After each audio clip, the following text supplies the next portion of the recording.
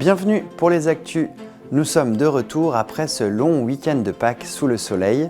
Cette semaine, voici ce qu'on vous propose avec le sommaire de l'édition du vendredi 10 avril 2026. La deuxième chasse aux œufs des Gumbels de Gumbrechtshoffen marche toujours aussi bien. Grâce aux dons des entreprises locales, l'association a proposé un moment ludique et remis des chocolats à tous les enfants participants. Jonathan Sommer a été élu maire de Niederbronn-les-Bains. Présentation du nouvel édile de la cité thermale, son parcours, ses projets. Premier conseil communautaire des nouveaux élus. Réunis à Gundershofen, la séance d'installation a reconduit Patrice Hilt dans ses fonctions de président. 7 vice-présidents ont été élus pour l'épauler.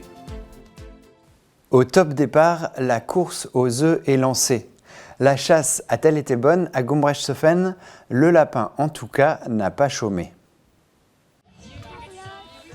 Les Gumbels de l'ALC de Gumbrechtshoffen ont organisé leur deuxième chasse aux œufs le vendredi 3 avril. Comme l'année dernière, il y a 2 parcours, l'un pour les plus petits, l'autre pour les plus grands.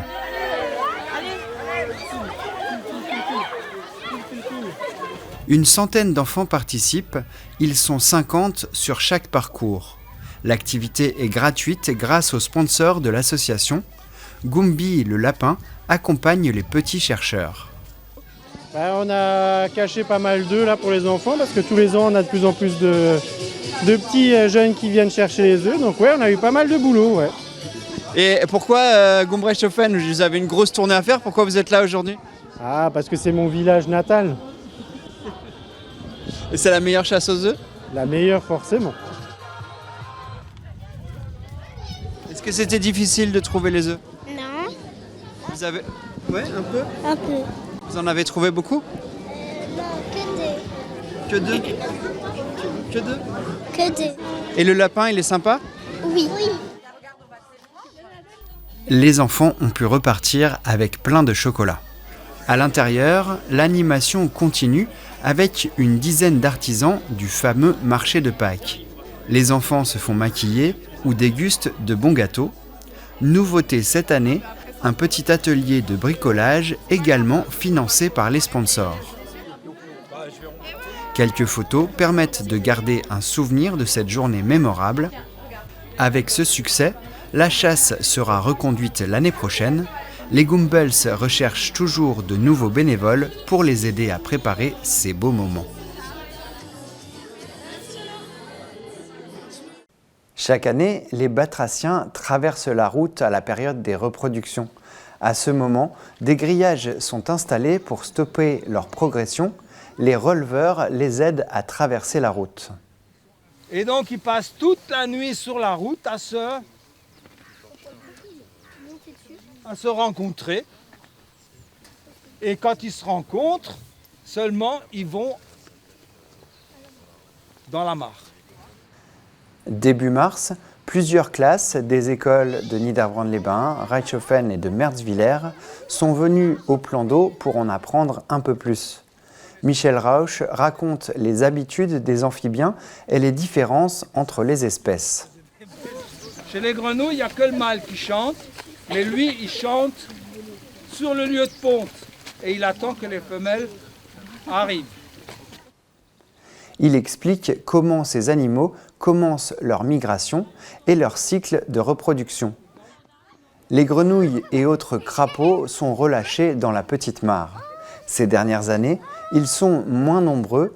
Une centaine a été ramassée en février, des crapauds en grande majorité. Celle-là, elle a un problème avec un œil.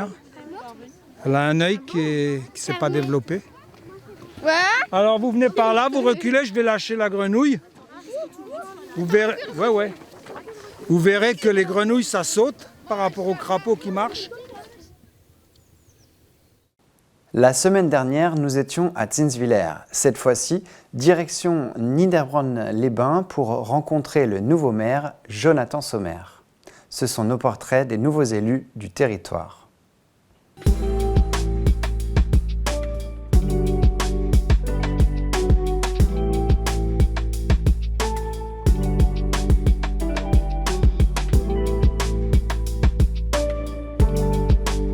je suis Sommer Jonathan, j'ai 35 ans, père de famille de 2 enfants, cadre commercial aussi dans ma vie active, Niederbronnois de naissance et puis de retour après mes études à Niederbronn depuis maintenant presque une dizaine d'années. Je m'étais déjà présenté aux élections municipales de 2020 et je me suis représenté cette année en 2026. J'ai eu cette chance que les habitants et les électeurs de Niederbronn m'ont massivement choisi. Donc les orientations sont simples, c'est de recréer une attractivité pour toutes et tous à Niederbronn, autant une attractivité touristique parce que Niederbronn est une belle ville, mais on a ce potentiel d'aller encore plus loin, et puis surtout de recréer de la vitalité au sein de Niederbronn, parce qu'aujourd'hui on est face à un enjeu d'avenir. La commune a besoin d'une nouvelle vitalité, de nouveaux jeunes qui reviennent vivre, parce que la jeunesse c'est aussi l'avenir, mais de l'autre côté il faut aussi qu'on travaille pour que chacun puisse être inclus, travailler sur l'isolement des seniors par exemple. Donc vraiment, aujourd'hui, on a besoin que Niederbronn parte dans le 21e siècle. L'objectif, c'est de faire en sorte que Niederbronn puisse effectivement redémarrer, que cette vitalité puisse très vite se traduire, que les habitants, déjà dans un an, se disent « Ok, ça bouge de nouveau différemment à Niederbronn, il y a un esprit festif qui s'est recréé, tout en consolidant nos liens entre tous les différents habitants. Il ne faut pas qu'on se dise « c'est au détriment d'un autre ». Ok, des nouveaux, mais avant tout aussi reconstruire notre socle commun. Il y a un projet de lotissement qui est en réflexion depuis 25 ans. C'est une des premières choses que nous souhaitons activer pour justement séduire par le logement. Ensuite, effectivement, on a des espaces scolaires qui ont une 50aine d'années, qui méritent une vraie rénovation. Ça va être notre première priorité du mandat. Nous avons aussi longuement parlé de la santé. On ne peut pas accueillir et séduire des Niederbronnois, des nouveaux Niederbronnois, mais même pour nos Niederbronnois actuels, sans avoir des médecins. Donc aujourd'hui, on a un vrai projet autour d'une potentielle maison de santé qui dans un bâtiment qui nous appartiendrait. Pendant la campagne, on a été vraiment très proactifs sur les réseaux sociaux. On a fait ce qu'on peut appeler peut-être une campagne moderne. Force est de constater qu'aujourd'hui, tous les enjeux d'avenir doivent être tournés vers l'image, vers la communication, vers le marketing. Au-delà de la communication, il faut vraiment passer à cette partie marketing. Je pense que TV3V doit encore avoir sa place, en tout cas sous un format médiatique qui doit servir, peut-être un peu plus moderne, mais un format médiatique qui doit servir à tout le territoire, effectivement, pour qu'on puisse, que tous les enjeux actuels puissent être connus par nos habitants, mais aussi séduire au-delà de nos frontières.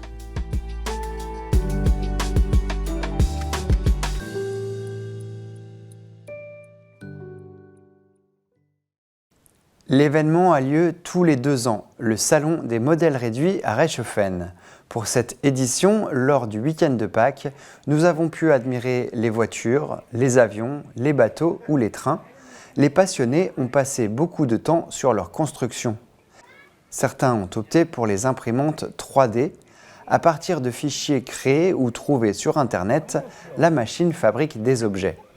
Les créations sont variées, mais pour ce week-end, il y avait surtout des œufs et des lapins. Pour la première fois, le Slot Racing System de Saverne était présent. Le stand nous a rappelé le circuit de voitures électriques de notre enfance. Les visiteurs participent aux courses. Il faut bien décélérer avant le virage et repartir à fond en ligne droite. Attention, une sortie de route est vite arrivée. Les meilleurs font le tour en 7 secondes et ce n'est pas évident. Pour le prochain salon, de nouveaux amateurs rejoindront peut-être les exposants. Il suffit de se lancer. Le nouveau conseil communautaire a désigné ses représentants. Le début de la séance est présidé par le doyen de cette assemblée, Alphonse Meyer. Une séance intercommunale un peu particulière pour ce début du mois d'avril. À Gundershofen, le conseil communautaire était consacré à l'installation des nouveaux sièges pour la communauté de communes. Au total, sur la période 2026-2032, il y aura comme auparavant 38 élus. Le président de la communauté de communes a été élu au vote par scrutin à bulletin secret. Patrice Hilt est choisi avec 36 votes et 2 abstentions. Je programme donc l'élection de M. Patrice Hilt en qualité de président de la communauté de communes du pays de Niederbronn-les-Bains.